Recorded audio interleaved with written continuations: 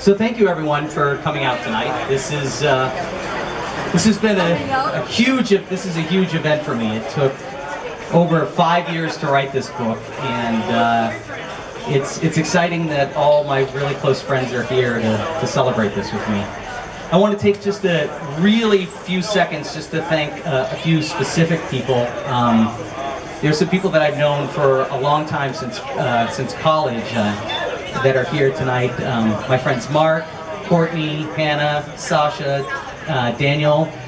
These people I've been in my life for over 10 years, and they were part of my coming out experience. So that was a huge part for me, and they were just incredible.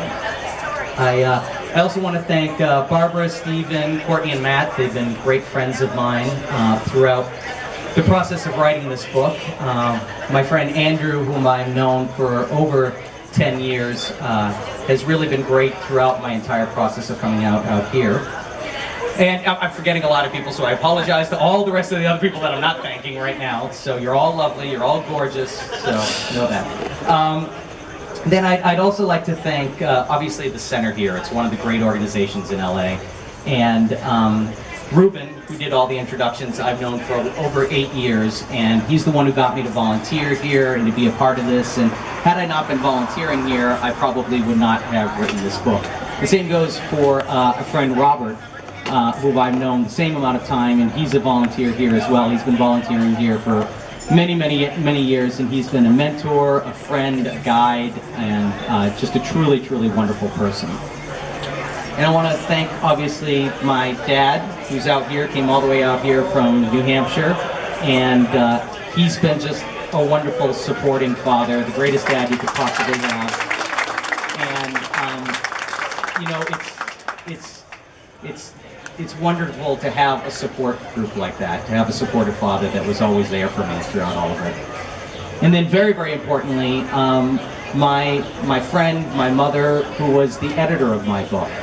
And it's not easy to be an editor of a book that sometimes hits pretty close to home. And she was supportive when she needed to be, critical when she had to be.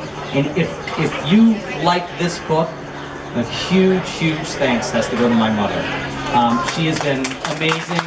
She was a member of P-Flag for many years before I even came out of the closet. So just an incredibly supportive, wonderful human being who, as I said, made this book to what it is. And my in-laws are here, who are all wonderful people. My father-in-law, my mother-in-law, and their significant others, my sister-in-law and her husband are here. So it's wonderful to have, obviously, that support as well. And last, and certainly not least, of course, my husband, the greatest person in the world, the greatest man I've ever met. And I wouldn't have been able to write this book had I not known and loved him, and that he had been critical and supportive and just an amazing person for me. So anyway, wow, that's the longest part of this whole thing. So what I thought I'd do is I'd read a little bit of the book. I'll read a couple pages, and then we'll do like a short Q&A. You can ask me some questions about the book. And then afterwards, you can buy it. I accept credit cards, and so it's $39.99 on a credit card. I actually have a, never mind, I'll go there.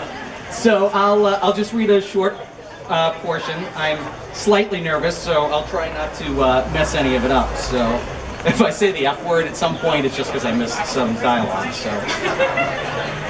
So the book is called Thine Own Self. It's a line from Shakespeare, and each chapter title is a line from Shakespeare, and that line pertains to obviously what's going on in the book.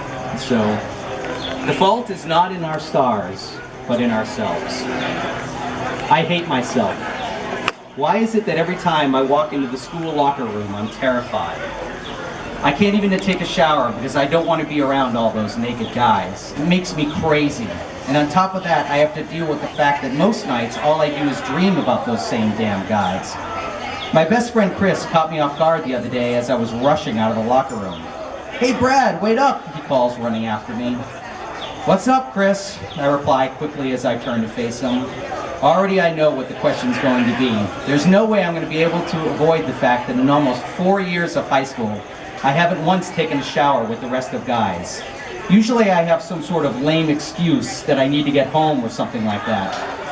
Hey, you trying out for the track team next year? Or maybe you're one of those superheroes in disguise, he questions with a smirk. Chris has got one of those classic smirks that girls seem to find so endearing, and damn it all, so do I. No, huh? What are you talking about? I stammer, fidgeting with my car keys. Jesus, man, with the way you were bolting out of there, I thought you were either trying out for cross-country or had the runs, he laughs. Chris always seems to find the perfect thing to say that can also make you cringe and blush at the same time. Nah, I just got a lot of stuff to do and I need to get out of here, I answer.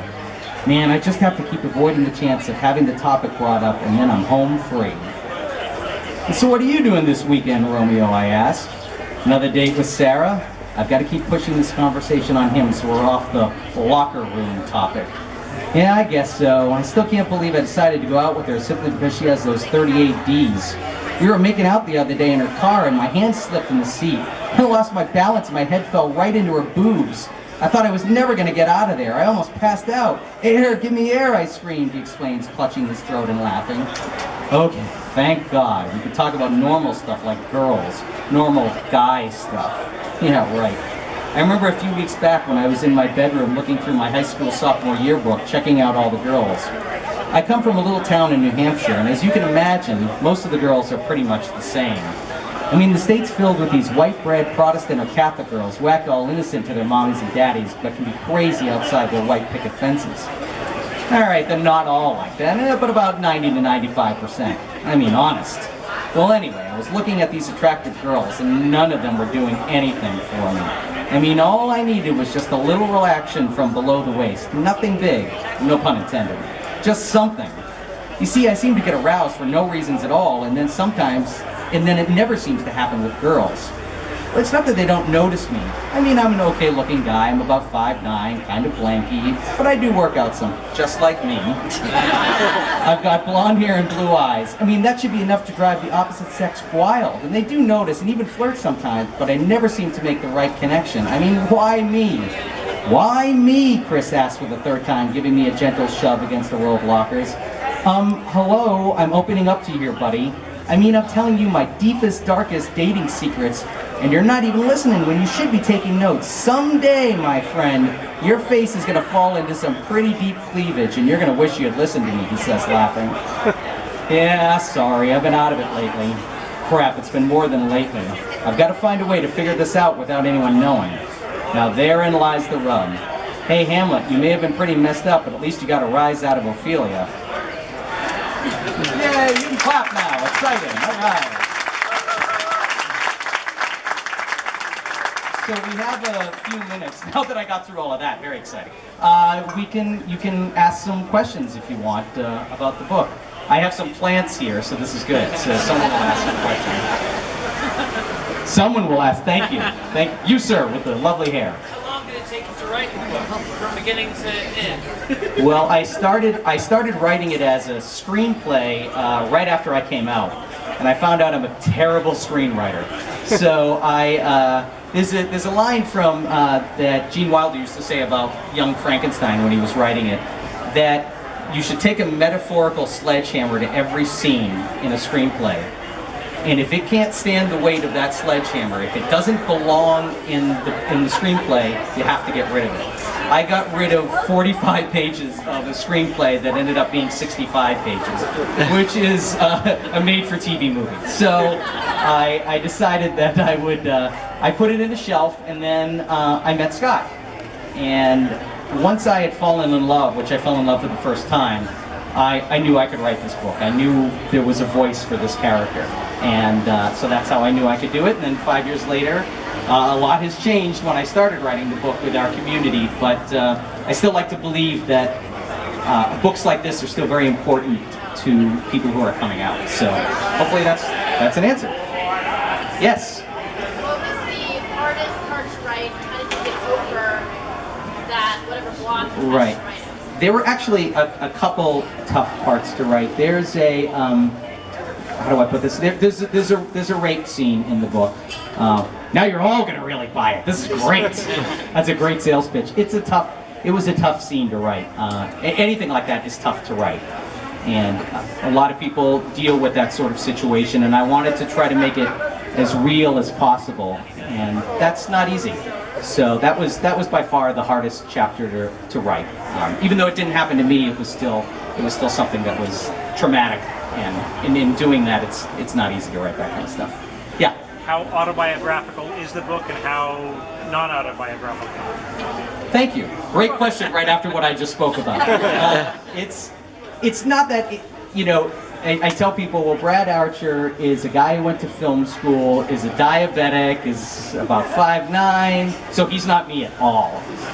There's a lot of him that is, and there are a lot of parts of it that the beginning of it is my story, and then it becomes Brad's story. So about 30% of the book, maybe a little bit less, is mine. When you write something that close to home, you're going to use part of yourself for it. That's obvious. And he sounds like me, people say. So it has my spirit in it, but a lot of it is fictional. So, yes. Why was it important for you to write the book, and what do you want people to take away from it? To take away from it? Thank you. Great question. As I said a minute ago, coming out is a very difficult process, no matter where we live. Since I've started volunteering, we've worked with hundreds of people here at the center as part of the coming out process. It's still not easy. Kids still get thrown out by their parents. People still come out in their 50s, 30s, 70s. It's a process, and it's still very, very, very difficult for people. And I want people that are gay or struggling with whether they're gay, bisexual, transgendered, lesbian, that they can read this and they can glean something from it. And they can take that important thing and say, you know what, maybe I can come out now. And I hope it feels the same way for straight people. People can be enlightened in understanding what this process is like. Is it better for us now? Yeah. And when I started writing this 5 years ago, was it more difficult for people to come out? Was there a lot more intolerance? Of course, but there is always going to be a struggle. There's always going to be hatred in this world. But I'd like to think there's a lot more love.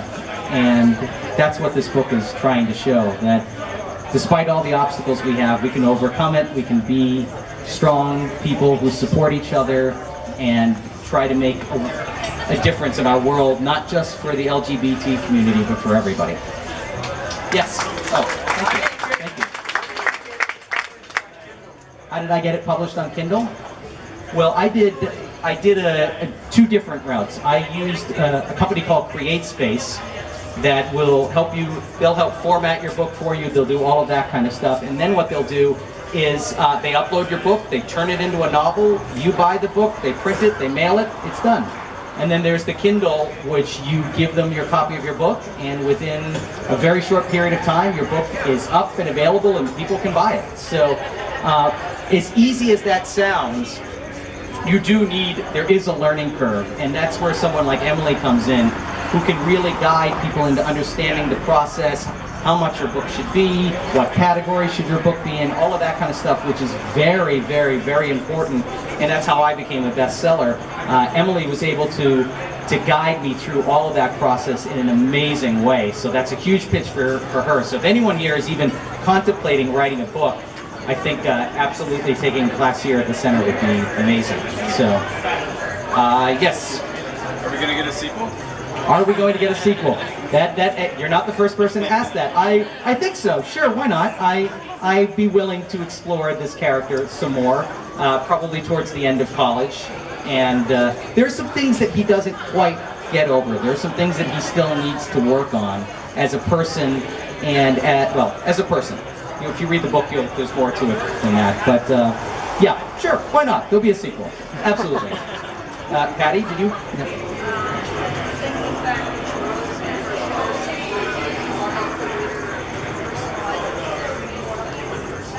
Well, my favorite book is Catcher in the Rye, and although I would never compare myself to J.D. Salinger, that's the kind of voice I was looking for, was someone that just didn't understand the world, didn't understand how he was in the world and how he could get through that. And I thought the best way to do that was from his perspective. people following his story and how he saw the world as opposed to an outside view looking in. So that's why I wrote it. Yeah, that's how I wrote it. Anybody else? Yeah.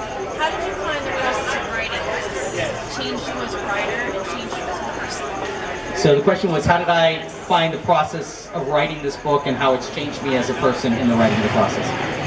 Well, you know, writing is not easy.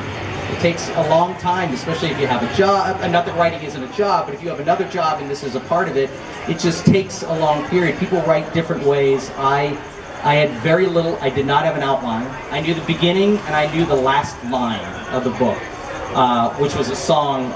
Which was a song that I quote. I knew that was going to be the last line of the book. But outside of that, I just started writing, and I knew when I'd written the prologue and I'd written the last sentence that I was going to write the rest of the book. I knew at that point I could do it.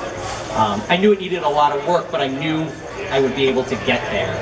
And as far as it, you know, I think I've become a little more enlightened. I've become much more open to critical responses of it, especially with my mom as my editor. I was able to understand, wow, that is bad. A lot of times when you write a book, my mom would say, stop writing like Data from Star Trek. He's talking like an android. Talk like a human. So very often you have to read dialogue out loud and like, oh, that doesn't, people don't say I am. They say I'm. Things like that. You are, you're. You know, it's little things like that you learn that's, people talk differently than the way you might be thinking you should be writing. So I'd like to think I've become a better writer from writing this book. So hopefully that sort of answered it. Anybody else? Yes? In addition to a sequel, do you have ideas for other novels you'd like to write?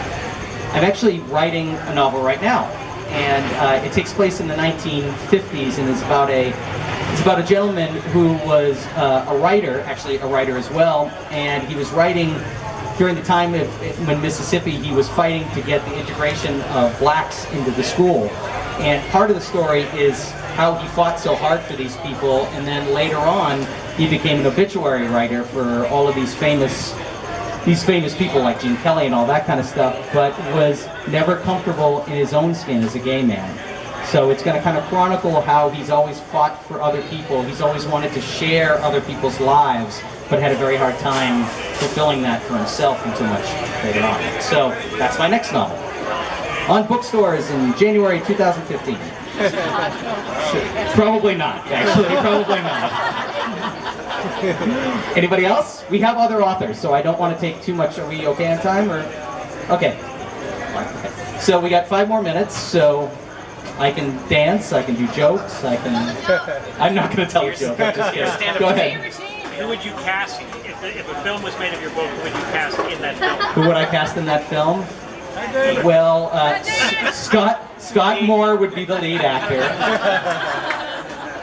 I hadn't thought of that. Well, his mentor would be George Clooney. So, and then the entire budget for the film would have been used up. So it would have been just him. I had actually never really thought about it. I would like someone like Daniel Radcliffe, who is very open to our community, would be wonderful. And you know, a book like this would probably be an independent film, so it would be actors that are sort of up and coming, and that's always exciting. So I hadn't really thought about it. So good, you caught me off guard. I'll think about that and get back to you who I would cast. In the way back. Yep.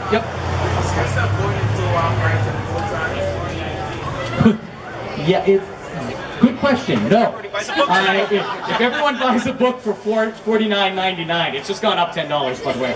Maybe. No. I love writing. We'll keep writing. The reviews have been pretty good. People seem to like it. And I think I've gotten better as time has gone on. But no, I need a lot more income than doing this, at least for right now. So who knows? Maybe I'll be a millionaire tomorrow and I could be a writer for the rest of my life. But as of right now, I'll continue writing, but I'll need significant income from somewhere else. So, did somebody else? Yeah, John. So you gave great thanks to your mother. And my father. I thought this was a lead in my question. Did your mother have a background as either a writer or an editor? Yes. My mother was an English teacher for over 30 years. So, and she also taught journalism classes. So my mother has an extensive knowledge. She's one of the smartest people I know, if not the smartest person I know. So she's also this actually, no, this comes from the heart. She absolutely knew how to edit this book from the very, very beginning, and was extensively critical when needs to be. And you're not sure if someone that's that close to you can be, and she was. And that's, again, as I said before, that's, if you like the book, it's because she was able to take something, sort of take the clay and help me mold it into what it's become. So, yeah, she's outstanding in all of that kind of stuff. So, yes? Have you always been a writer? What inspired you to be a writer? I've never been a writer. I wrote in college, I wrote thesis papers and things like that, but no, I've never been a writer. But I'd like to think I'm a creative person. I like acting, I like all of that kind of stuff. So the idea of wanting to tell a story was very important to me. And I knew there were all sorts of ways to do it, and this seemed like the way I really wanted to tell it. And you become a writer as you start to do it. And it's kind of fun now to say you're an author.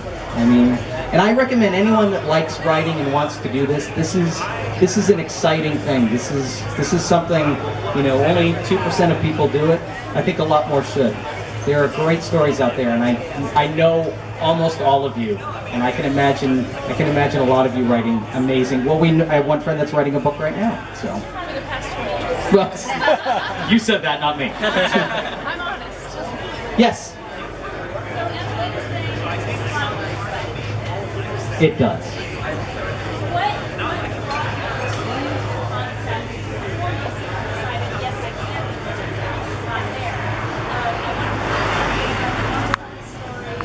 Right. Well, I had an amazing coming out experience.